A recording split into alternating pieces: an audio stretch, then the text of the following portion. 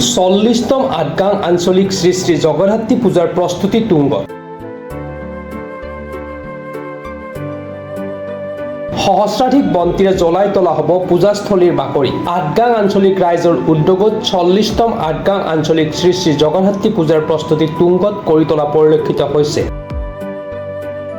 তদুপলক্ষে ৰঙিয়া সমষ্টিৰ বিধায়ক ভৱেশ কলিতাক মুখ্য সভাপতি, শান্তাৰাম দাসক সভাপতি, হলধৰ ঠাকুৰীয়া, হৰেন্দ্ৰনাথ ডেকা, শৰৎ কলিতা আৰু শৰৎ চন্দ্ৰ দাসক উপসভাপতি, বীৰেন চন্দ্ৰ কলিতাক সম্পাদক, গৌৰাংগ ডেকা, দীপু সুৰজ ডেকা, গীৰেন কলিতা আৰু ভূপেন ডেকাক সহ সম্পাদক মণ্ডলী ৰূপে লৈ গঠন কৰা পূজা পৰিচালনা সমিতিয়ে যাৱতীয় প্ৰস্তুতি তুংগত কৰি তোলা পৰিলক্ষিত হৈছে।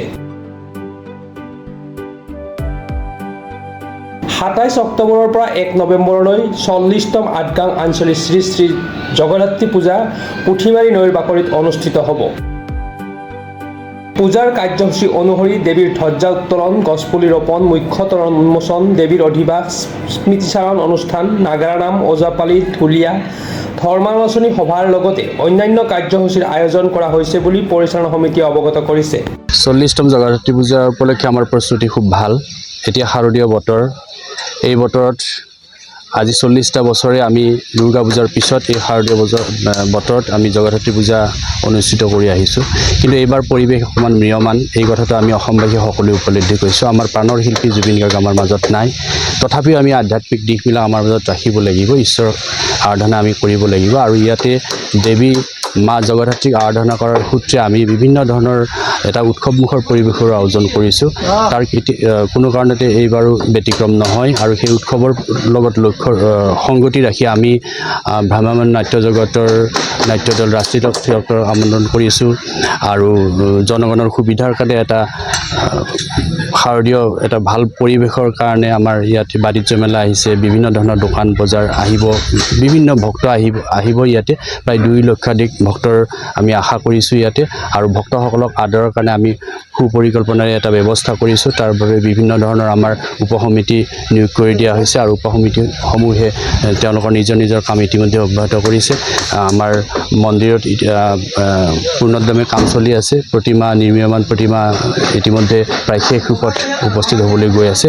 গতিকে আমি এই ধৰণে ভক্তসকলৰ প্ৰতি আদৰ ৰাখিছোঁ, আমি নিবেদন ৰাখিছোঁ তেখেতসকলে আমাৰ এই পূজাস্থলীলৈকে আহক। অহা 27 তাৰিখৰ পৰা অহা 27 অক্টোবৰৰ পৰা 1 নৱেম্বৰলৈকে তেওঁলোক আহি আমাক উৎসাহিত কৰক আৰু আমি সকলোৱে একত্ৰিতভাৱে যাতে দেৱীৰ আৰাধনা কৰিব পাৰোঁ, আমাৰ সকলোৰে মংগলৰ কাৰণে যাতে আমি প্ৰাৰ্থনা কৰিব পাৰোঁ, আমি সেই আশা।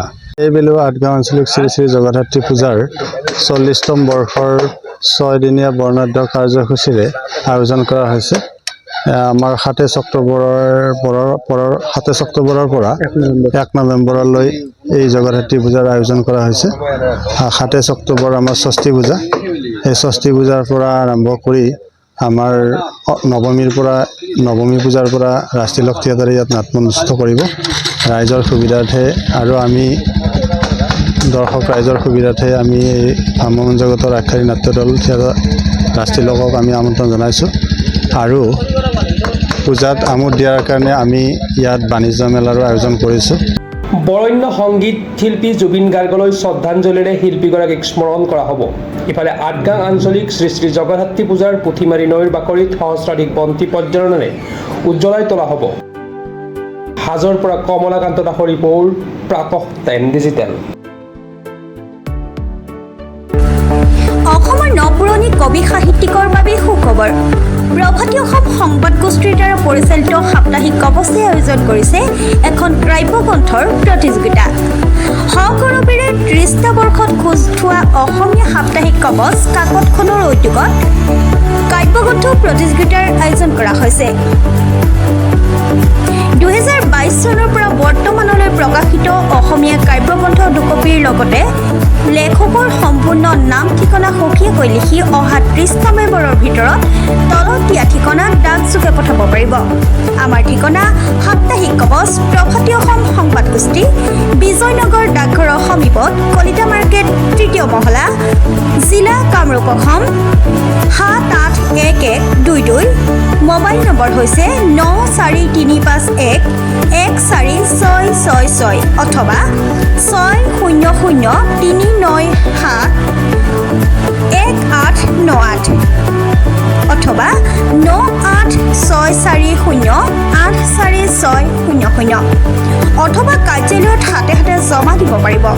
এই প্ৰতিযোগিতাত বয়সৰ কোনো সীমা নাই। অহা জানুৱাৰী মাহত ফলাফল ঘোষণা কৰাৰ লগতে বঁটাসমূহ বিতৰণ কৰা হ'ব। সকলো প্ৰতিযোগীকে মানপত্ৰ প্ৰদান কৰা হ'ব।